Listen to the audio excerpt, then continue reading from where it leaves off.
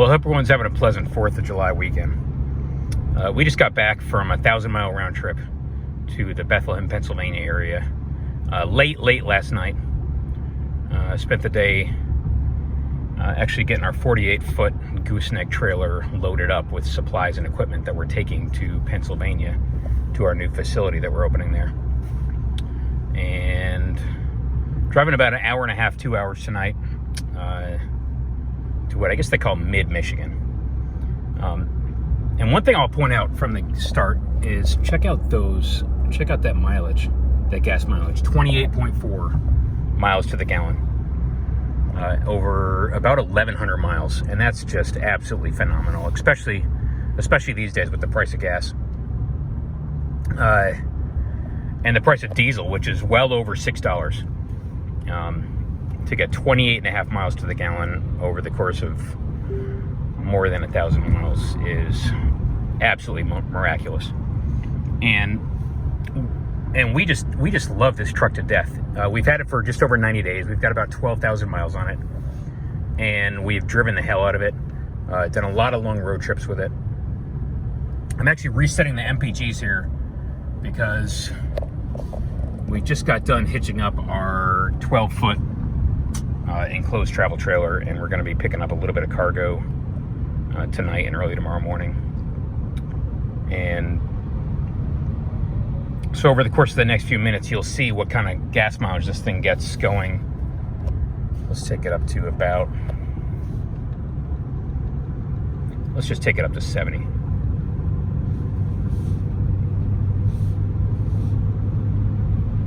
And unfortunately, it does do, obviously, substantially worse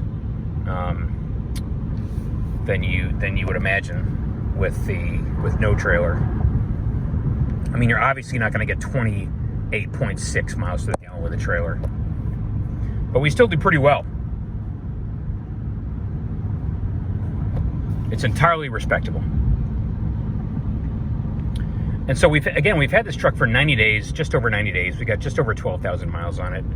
And I expect we will easily put 50,000 at the pace we're going onto it in the course of the first year. There's absolutely nothing wrong with it. On our PowerBoost, which is the other F-150 that we own, which we've had for about a year and a quarter, we got 45,000 miles on it. That's had a couple of glitches. It's had the sound system cut out twice now, to where you lose all volume from the stereo, and we had to do some diagnosing it and figured out what it was. And it was the number 28 fuse in the body control module fuse box, which is down there in the kick panel on the passenger side. And we had to figure that out for ourselves. Did a lot of Googling, a lot of searching around. Not a lot of help from the so-called digital owner's manual, but we got it figured out. But I just want to point that out because that's happened twice now. Literally, our PowerBoost, the other F-150 we own, has lost all audio volume, and the steering wheel controls don't fix it, and obviously the volume knob on the center stack doesn't do anything. Resetting sync and resetting the screen doesn't do anything, and so that's just one of those glitches. It's a little bit on the annoying side. Fortunately, we were able to fix it. Your average customer may or may not be able to figure that out and fix it, and they might have to take it into the dealer. And so it's just one of those little annoyances. We've also, on the PowerBoost, as we've mentioned a couple times, the outer edges of the front tires, they wear excessively fast in the PowerBoost. In this one, we have not noticed that.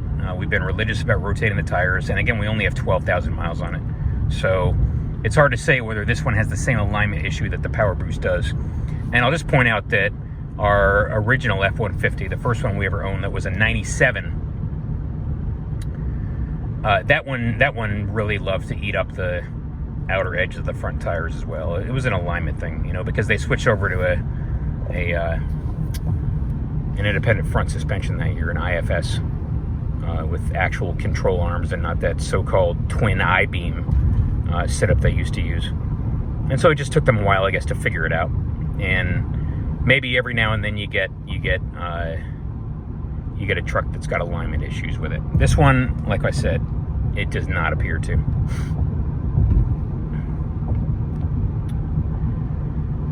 And the other thing I'm going to point out is that if you do a lot of driving as we do, again, we just did 1,000 miles in the space of about 36 hours. Drove out on Thursday, drove home on Friday, and this thing was about the perfect vehicle for that kind of a trip. It had no problem driving through torrential rain for about 45 minutes last night. It had no problem driving up and down pretty steep grades in the Appalachians, especially on I-80, where you're basically driving through the total wilderness. There aren't a lot of cities on it when you're in Pennsylvania. This thing's got no trouble whatsoever. Compared to the PowerBoost, it only has 250 horsepower, so you're down by almost 200, and it's got about 100, give or take, 100 pound-feet less of torque. But that's just not an issue. It goes as fast as you need it to go. And every now and then you might have to, as you see it's doing now, it's only at about 1,500 RPM with a lot of boost. You might have to lock out 9th gear and make it basically a 9-speed automatic instead of a 10-speed, just by hitting that minus button on the shifter. Not a big deal, because you don't want to be lugging the engine when you have a trailer hitched up. When you got no trailer on it, yeah, it's perfectly fine going 60, 70, 75, 80 in top gear, in 10th gear. But with a trailer, yeah, it would be nice not to have it go, lugging around 1,200 RPMs at 60 or 70 miles an hour going uphill. For whatever reason, the transmission just doesn't like to downshift. We thought on a number of occasions about trading in our PowerBoost for a Lightning, because the PowerBoost is nice. We like it a lot, but I'll say we almost had higher expectations for it in terms of what it would do for us and the kind of trailer it would pull and so on and so forth.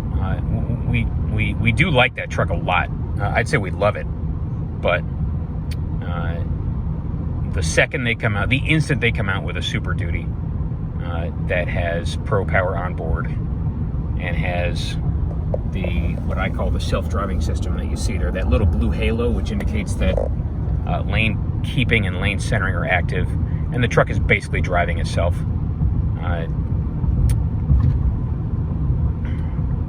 Along with the cruise control that adjusts to the speed of the traffic ahead of it. You can basically turn on the cruise, and the adaptive cruise coupled with the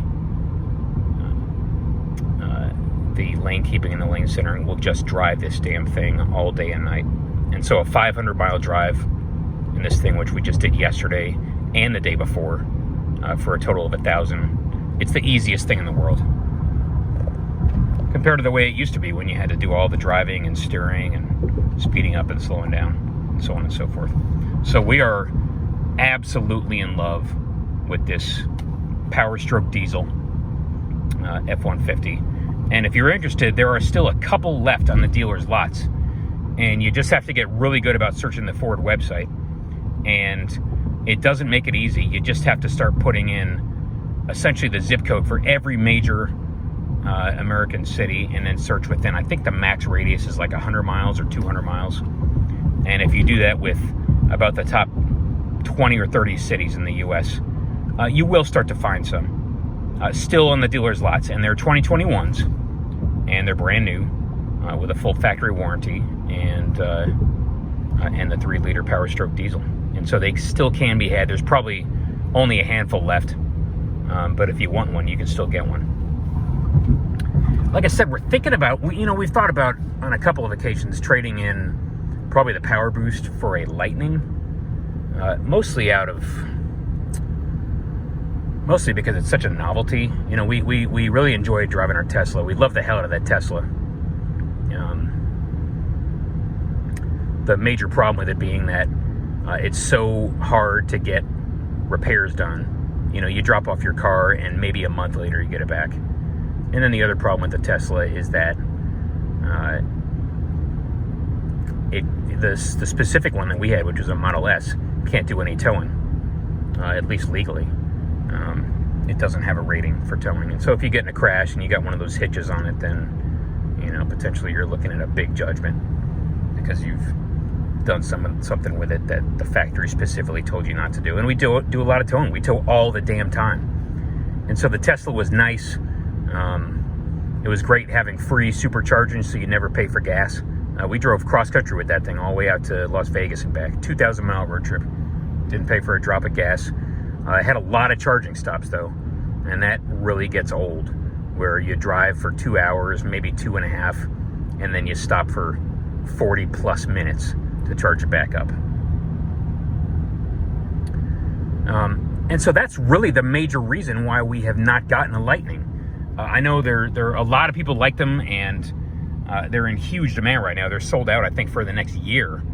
But the fatal flaw of the F-150 Lightning, for anybody who does any substantial amount of driving, as we do, is that you're not going to jump into it and do a 1,000-mile road trip. You're going to jump into it and maybe do a 200-mile round trip.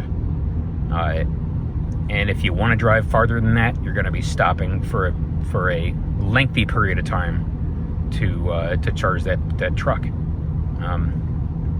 It's very heavy, and that's okay because it's got a lot of power. But it is going to use up tires quickly, just like the Tesla did.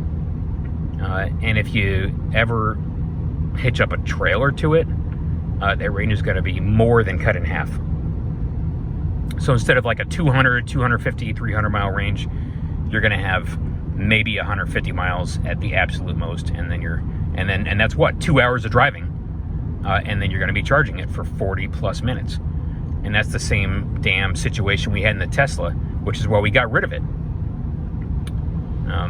So to everybody who has bought a Lightning or wants to or plans to, you know, we're not going to talk trash about that truck. It's just that it is nowhere near being suitable for the kind of driving we do and the kind of driving a lot of people do, which is lots and lots of long trips, some of which include trailering.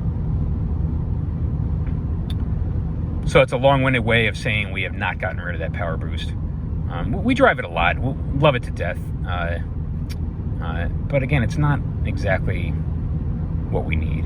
And we eagerly look forward to the day when there's a Super Duty, or maybe Ram gets in the game, or maybe Chevy gets in the game with those two things that we need, which is Pro Power Onboard that puts out high output AC, meaning 220 volt AC,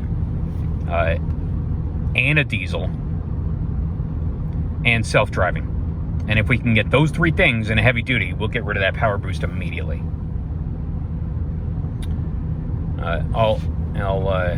Again, enough said about that. We got 45,000 miles on the PowerBoost, no major mechanical issues, 12,000 miles on this thing, so a total of about 60. And we just don't have a lot of complaints about them. Ford really, really hit it out of the park in practically every way with the 2021 redesign. There are so many things about so many vehicles that you own that are just annoying as hell. And every time you get into it and you look at it, you think, why, who in the hell thought it was a good idea to do this or X, or X, Y, and Z? And we just don't get that feeling in either one of our F-150s. They just take care of business, and they are really, really well thought out, highly, highly refined. And the amount of attention to detail that went into the controls and the way the trucks operate is absolutely phenomenal, as you would expect from Ford. So again, not much else to say. With a combined total of 60,000 miles on these trucks, we love the diesel F-150, the PowerStroke, to death. And we really, really like our PowerBoost. And although we've been tempted out of novelty's sake to get a Lightning, we're going to wait until they fix the charging situation, until those batteries can charge in 15 minutes. If you can take a 15-minute pit stop about every 2 hours to charge, that's about as often as you should be stopping anyway, at least if you're middle-aged, and you've gotten to that point where, you know, you need a lot of bathroom breaks anyhow. And so that would fit our lifestyle just fine. And it would mean even if you've got a trailer hitched up on it and you've got to stop every 100 miles or so to charge, again, it's still only a 15-minute pit stop. But as of now, it's approximately 30 to 40 minutes. And so that's not acceptable. Anyway, I think that's it for now. Checking in on our mileage, 14.7. Going a steady 68, 70 miles an hour with a 12-foot enclosed travel trailer. That's phenomenal. That's like double the mileage we get with the PowerBoost. All right, well, enough about that, everyone. Thanks, and have a great rest of your 4th of July weekend. Talk to you later.